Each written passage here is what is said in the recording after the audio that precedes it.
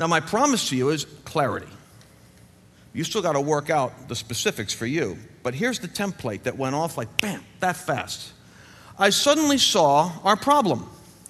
Our problem is that we have unintentionally created a world in which we do a brain drain on society in order to try to bring people to salvation and get them involved with the church and the kingdom.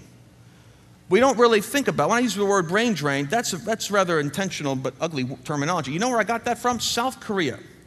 When I was in South Korea in 1999 or 2000, it was before 9/11, I remember that, I was talking with a group like this of CEOs and coaches. And I was working with a professor from Regent University and talking about transforming organizational culture. That's the language you use when you're invading culture. Transforming organizational culture. So it's more profitable, people enjoy working there, etc. And I'm doing the subject, but this was a largely Christian group. And I made the observation. I said, you know, at this point in history, 1999, 50% of the largest churches in the world are right here. I mean, Young-E Cho, when he broke that million-member mark, it was kind of like the 4-minute mile. Something broke in the heavenlies and over the minds of people in possibility thinking, and the atmosphere created churches of 100,000. Now we have them in Africa and different places, but back then, that was the breakthrough person, Young-E Cho. And so I said kind of naively, I said, if 50% of the world's largest churches have come from South Korea, help me understand what of the top 500 companies in the world, which ones of they are represented by South Koreans? Because it's no easy thing building a 50,000 member church anywhere. You got to really be irritating hell to get that far. And I just get a sense that the devil's going to fight more against a church of 50,000 than a McDonald's franchise or something like that. So even though I love business, there's spiritual warfare here.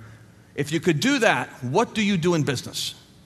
And we had this awkward gap because I kept thinking a translator wasn't saying it right. So I said, just ask them, how many of the top 500 companies in the world are owned, led, or operated by South Korean? He said, I am saying it. Finally, a guy put his hand up. He says, Dr. Lance, we understand the question. The problem is we have none. And I was totally unprepared for that. I said, wait a second, you got 50% of the largest churches, but you don't have one business in the top 500? Since then, I think Samsung is the exception. One of the guys gets up, he says, I have a confession. I said, yeah? He said, my confession is I'm not supposed to be here. I'm neither a CEO or a coach. I'm a youth pastor. I have a church made up of 17-year-olds and younger. It's 2,000 members, though. He said, and I asked the Lord, what's the future for my people? He told me to go to this seminar and find out. So I said I was a coach, because indirectly I am, but in reality I'm not. But I've got the answer to your question.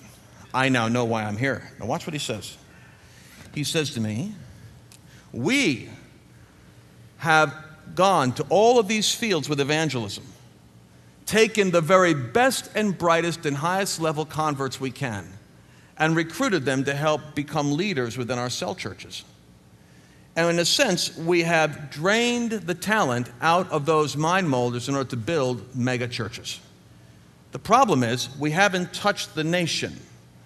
We've evangelized, but the culture remains under the influence of other powers. He said, and this is what he did. He came up, he said, we have taught them how to build the church. We did not teach them how to take the kingdom.